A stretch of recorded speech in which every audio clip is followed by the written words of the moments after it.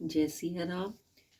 हम सब मिलकर श्री नाभादास जी द्वारा रचित और श्री प्रियादास जी द्वारा लिखित श्री भक्तमाल ग्रंथ में प्रभु प्राप्ति के मार्ग के अनुसरण करने वाले भक्तों के चरित्र को सुन रहे हैं, पढ़ रहे हैं और मनन कर रहे हैं। कल हमने भक्त सुधन्वा जी के चरित्र के बारे में पढ़ा। आज हम भक्त सुरथ जी के बारे में पढ़ेंगे। सुरथ चंपकपुरी के राजा हंसध्वज के पुत्र और सुधन्वा के भाई थे।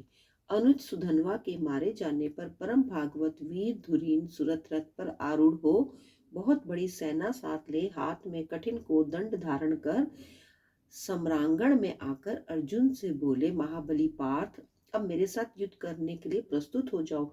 तत्पश्चात सुरथ ने श्री कृष्ण से कहा, देवकी नंदन, अब आप अर्जुन की सम्य प्रकार से रक्षा कीजिए।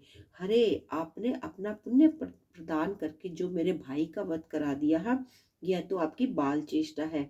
आपने अपनी हानि पर कुछ ध्यान नहीं दिया। जैसे कोई शिशु मोतियों को देकर बदले में बेर ले लेता है, उसी तरह आपने सुधन्वा के बेर सदृश जीवन को लेकर उसके बदले मुक्ताफली रूपी अपना पुण्य प्रदान किया। अतः आप बताइए, यहाँ कौन किसके द्वारा ठगा गया? इस प्रकार श्री कृष्ण से प्रेम में व्यंग विनोद करके सुरथ ने अर्जुन को ललकारा।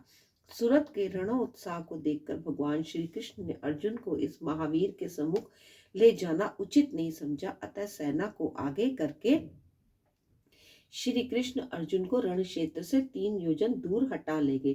परंतु धन्य है सुरथ, अर्जुन की विशाल वाहिनी सेना को क्षण भर में तितर बितर कर तत्काल उस स्थान पर पहुंच गए जहां श्री हरि विराजमान थे।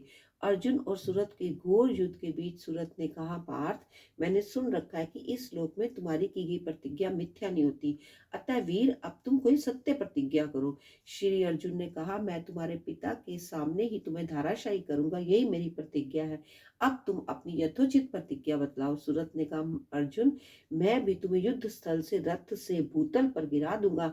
यदि मैं इस वचन को सत्य न करूं तो मेरा पुण्य नष्ट हो जाए। तत्पश्चात बहुत देर तक दोनों में रोमहर्षण युद्ध करने के बाद अर्जुन ने एक सर्वदेव में बाण से सुरथ के बड़े बड़े नेत्रों वाले और कुंडलों से सुशोभित विशाल सिर को काट गिराया। भक्त के वचन को सत्य करने के लिए भगवान ने ऐसी लीला की कि सुरथ का कटा हुआ सिर उछलकर अर्जुन के ललाट से जा लगा, जिसके आघात से वह मूर्छित होकर पृथ्वी पर गिर पड़े और वह सिर भगवान श्री कृष्ण के चरणों में गिर पड़ा। तदंतर भगवान भक्तवत्सल भगवान ने अर्जुन को पृथ्वी से उठाकर रथ पर बैठाया और सुरथ के सिर को दोनों हाथ से उठाकर देखने लगे। अर्जुन ने भी इस सिर को लेकर यह कहते हुए, इनके समान कोई योद्धा नहीं है, युद्ध स्थल में उनकी वंदना की। इसके बाद श्री कृष्ण ने गरुड़ जी से कहा, पक्षीराज, वीरवर सुरथ के सिर को लेकर शीघ्र ही प्रयाग में डाल दो। इस सिर के स्पर्श से मेरा वह प्रयाग भी पावन हो जाएगा। प्रयाग मेरा कोश है, अतः इस वीर के रतन रूपी सिर को उस कोश में डाल दो। गरुड़ जी ने ऐसा ही किया।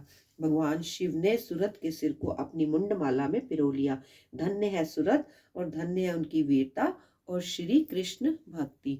जय सिया राम, जय सिया राम, जय सिया राम।